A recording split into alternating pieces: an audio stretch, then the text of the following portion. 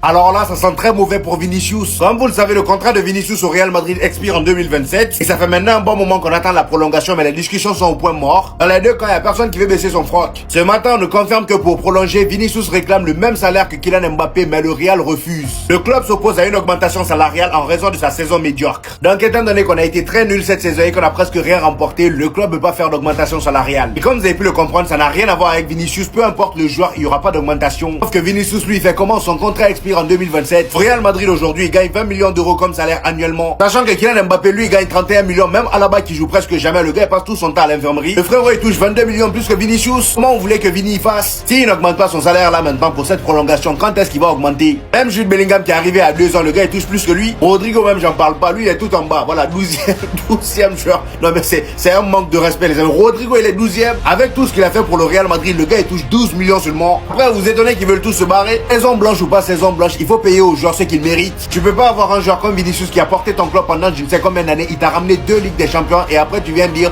oh, étant donné qu'on n'a pas fait une bonne saison, je peux pas te payer comme il le faut. Un peu de respect quand même. C'est pourquoi d'ailleurs moi je dis qu'à tout moment Vinicius il se barre du Real Madrid, je serais même pas choqué. Parce que vu comment l'Arabie Saoudite lui fait les yeux doux, faut pas les sous-estimer. Même Alexander Isak était à 2 doigts d'aller à Liverpool. Le gars maintenant c'est direction Al Hilal. C'est pas encore sûr, mais en tout cas il a donné son goût.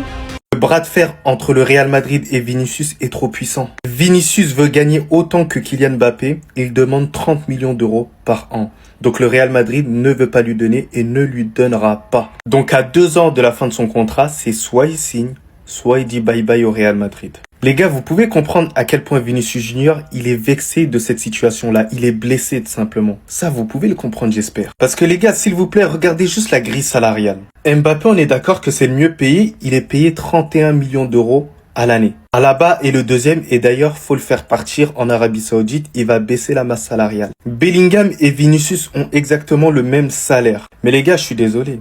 Celui qui a le plus prouvé au Real Madrid, celui qui a ramené énormément de choses au Real Madrid, parmi les joueurs que je vous ai cités, bah c'est Vinicius. Donc pour moi, il n'y a pas eu suffisamment de reconnaissance de certaines personnes envers Vinicius. Vous allez me rentrer en compte l'aspect marketing, mais il n'y a pas que ça qui compte.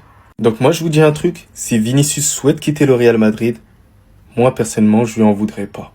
Mais sinon, en vrai, c'est à toi. Bon, en tout cas, bien, alhamdoulilah.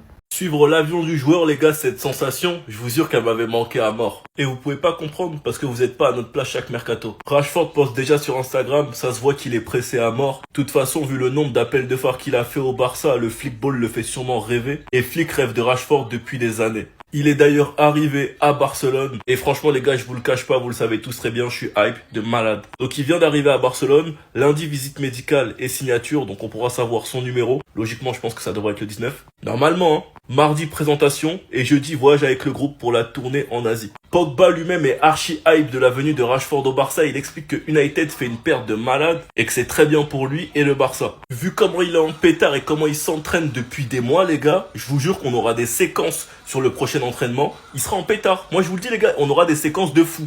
Au premier but de Rashford, les gars, on sera tous comme ça, comme des malades. Hein. Nous tous, derrière notre télé. On va potentiellement avoir des retrouvailles entre Alexander-Arnold et Rashford. Les gars, dites à votre gars de pas trop trembler, s'il vous plaît. Ce qui m'intrigue du coup maintenant, c'est qu'est-ce que le Barça va faire de Pau Victor. Et moi, les gars, je vous le dis et je me mouille. Rashford va performer au Barça. Enfin bref, sinon vous les gars, vous en pensez quoi? Ramenez-vous sur ta pensée, on s'ennuie.